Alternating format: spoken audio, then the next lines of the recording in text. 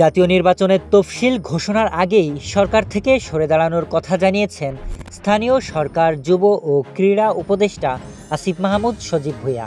মঙ্গলবার রাতে সাংবাদিক খালেদ মহিউদ্দিনের এক টকশোতে অংশ নিয়ে তিনি একথা জানান।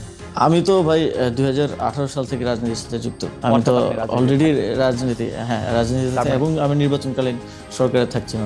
টকশোতে এক প্রশ্নের জবাবে আসিফ মাহমুদ বলেন, তিনি 2018 সাল থেকেই রাজনীতিতে যুক্ত, সেই সাথে নির্বাচনকালীন সরকারে থাকছেন না বলেও জানান তিনি।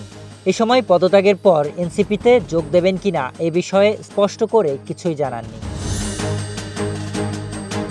তবে এই উপদেষ্টা জানান, তিনি যদি রাজনীতি করেন তবে অবশ্যই সেন্ট্রালি করবেন, কুমিল্লার মুরাদনগর কিংবা স্থানীয় রাজনীতিতে যুক্ত হবেন না।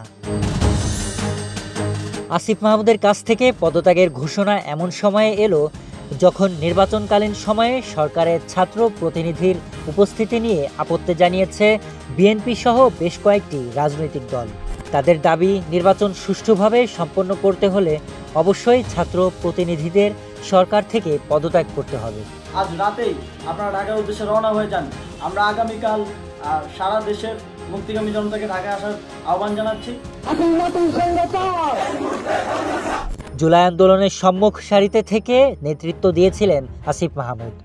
তীব্র আন্দোলনের মুখে 5 আগস্ট হাসিনা দেশ ছেড়ে পালিয়ে যেতে বাধ্য হন।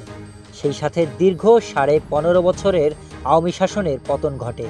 পরবর্তীতে ডক্টর মোহাম্মদ ইউনূসের নেতৃত্বে অন্তর্বর্তী সরকার গঠিত হয়, যেখানে ছাত্র প্রতিনিধি হিসেবে আসিফ মাহমুদ ও নাহিদ ইসলাম সরকারের উপদেষ্টা হিসেবে শপথ নেন।